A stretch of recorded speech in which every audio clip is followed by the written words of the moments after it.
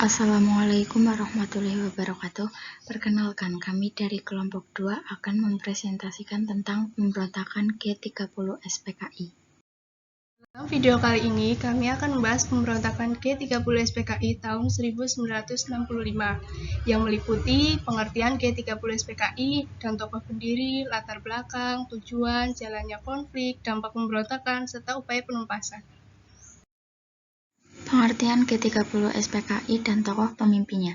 Pengertian G30 SPKI adalah sebuah peristiwa yang terjadi selewat malam pada tanggal 30 September 1965 ketika 7 perwira tinggi militer Indonesia beserta beberapa orang yang lain dibunuh dalam suatu usaha kudeta. PKI atau Partai Komunis Indonesia dibentuk pada tanggal 23 Mei 1914. Pendiri PKI yaitu Hans Nevleit dan PKI dibubarkan pada tanggal 12 Maret 1966.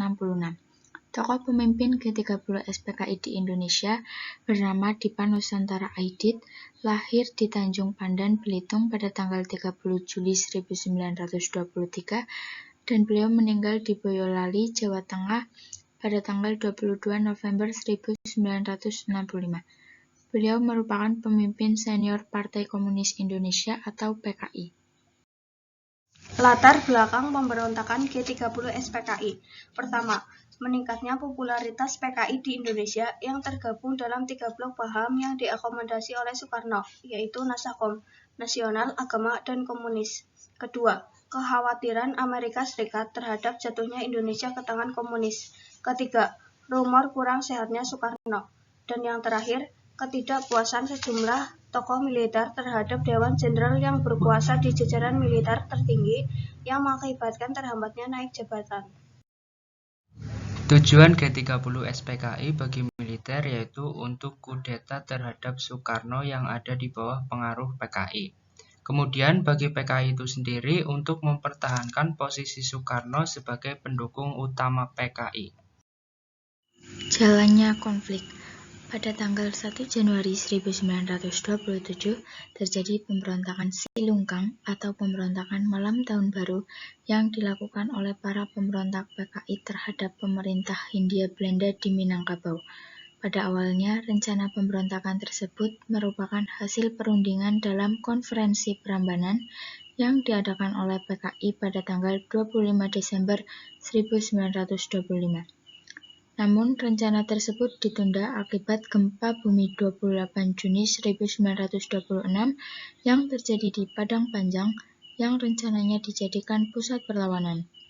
Rencana pemberontakan tersebut dirundingkan kembali di Silungkung pada tanggal 20 Desember 1926 oleh kurang lebih 30 anggota PKI. Jalannya konflik. Partai Komunis Indonesia atau PKI pada tanggal 18 September 1948 pernah melakukan pemberontakan terhadap pemerintah RI di Madiun. Tujuannya ingin mendirikan negara komunis dengan jalan kekerasan dan pembunuhan. Pada waktu itu, banyak para ulama, TNI, tokoh masyarakat, serta rakyat yang tidak berdosa lainnya menjadi korban kebiadabannya. Meskipun PKI waktu itu telah berhasil dikempas oleh TNI bersama rakyat yang setia kepada Pancasila, namun diyakini mereka yang masih tersisa tetap berbahaya dan akarnya bisa tumbuh sewaktu-waktu. Sejak tahun 1950, PKI berhasil ikut dalam kehidupan partai politik, terutama pada masa demokrasi terpimpin. Setelah berhasil dengan urusannya tersebut, mereka berhasil pula mempengaruhi negara dan rakyatnya dengan tipu daya, bujukan, dan hasutan yang tidak bertanggung jawab. Pada tahun 1965, PKI semakin giat melancarkan segala bentuk propagandanya. PKI melancarkan pula aksi-aksi sepihak dan tindakan fisik lainnya, yang mereka anggap menghalangi atau melawan mereka bunuh dan yang mereka anggap teman mereka rangkul dan dilindungi. Pada tahun 1965, Presiden Soekarno menderita sakit. Ketika itu, dokter yang sengaja didatangkan dari RRC setelah memeriksa beliau menyatakan bahwa penyakit Presiden semakin parah keadaannya. Dokter itu mengatakan kemungkinan Presiden akan menjadi lumpuh bahkan meninggal dunia. Mengetahui keadaan demikian, Dipa Nusantara Aidit selaku tokoh pimpinan PKI memutuskan akan segera melancarkan kudeta atau perebutan kekuasaan terhadap pemerintah RI yang sah. Untuk itu, mereka melatih kader-kadernya seperti Pemuda Rakyat, Gerwani, guna mempersiapkan diri ikut pemberontakan. Selain itu, mereka juga menyebarluaskan desas-desus atau kabar bohong dengan memberitahukan bahwa Dewan Jenderal akan melakukan perebutan kekuasaan pemerintah. PKI juga telah membentuk biro khusus dan mengirim agen-agennya menyusup ke dalam tubuh ABRI. Tugas khusus ini dilakukan oleh Brigjen Suprarjo dan Letkol Untung. Sebelum subuh tanggal 1 Oktober 1965, pemberontakan G30 SPKI mulai melancarkan aksinya. Mereka melakukan penculikan terhadap beberapa perwira TNI Angkatan Darat. Penculikan dilakukan oleh pasukan Cakra Birawa. Pasukan ini dikenal sebagai pasukan pengawal presiden. Para jenderal yang mereka culik itu dianiaya terlebih dahulu sebelum dibunuh. Setelah itu jenazahnya mereka masukkan ke dalam sumur 2 di daerah Lubang Buaya, Jakarta Timur. Dampak pemberontakan G30 SPKI yang pertama, dampak politik. A. Presiden Soekarno kehilangan wibawanya di mata rakyat Indonesia. B. Kondisi politik Indonesia semakin tidak stabil dikarenakan muncul pertentangan di dalam lembaga tinggi negara. C. Sikap pemerintah yang belum bisa mengambil keputusan untuk dapat membubarkan PKI yang kemudian memunculkan kemarahan rakyat. D. Menimbulkan aksi demonstrasi besar-besaran yang menuntut agar PKI dibubarkan, beserta dengan ormas-ormasnya yang sering dikenal dengan istilah Tritura atau 3 tuntutan rakyat, yaitu pembubaran PKI, pembersihan Kabinet Dwikora dari unsur-unsur PKI, dan penurunan harga-harga barang. E. Pemerintah melakukan reshuffle pada Kabinet Dwikora menjadi Kabinet 100 Menteri. Namun dalam Kabinet baru dijumpai menteri-menteri yang pro kepada PKI atau memberi dukungan kepada PKI, sehingga mahasiswa melakukan aksi turun ke jalan dan mengempeskan ban-ban mobil dari calon menteri yang akan dilantik. F. Tanggal 25 Februari 1966, Presiden Soekarno membubarkan kami karena dianggap sebagai pemicu munculnya aksi demonstrasi.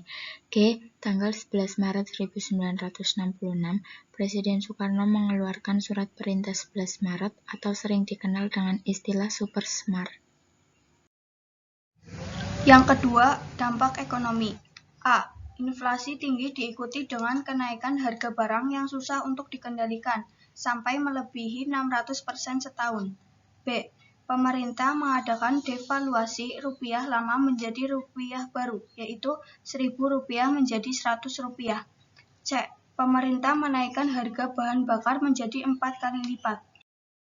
7 jenderal yang menjadi korban pemberontakan G30 SPKI. 1. Jenderal Ahmad Yani. 2. Majen R. Suprapto. 3. Majen MT Haryono. 4. Brigjen S. Parman. 5. Brigjen DI Panjaitan. 6. Brigjen Sutoyo Swidiharjo. 7. Letu Prie Andres Tendian. Upaya penumpasan G30 SPKI. Yang pertama, pada 1 Oktober 1965 operasi untuk merebut Radio Republik Indonesia dan kantor telekomunikasi. Yang kedua, pada 2 Oktober 1965 mengambil alih beberapa tempat penting seperti Bandara Halim Perdana Kusuma. Yang ketiga, operasi pembersihan Kampung Lubang Buaya. Demikian yang dapat kelompok kami sampaikan. Apabila ada kekurangan, mohon maaf yang setulus-tulusnya. Terima kasih. Wassalamualaikum warahmatullahi wabarakatuh.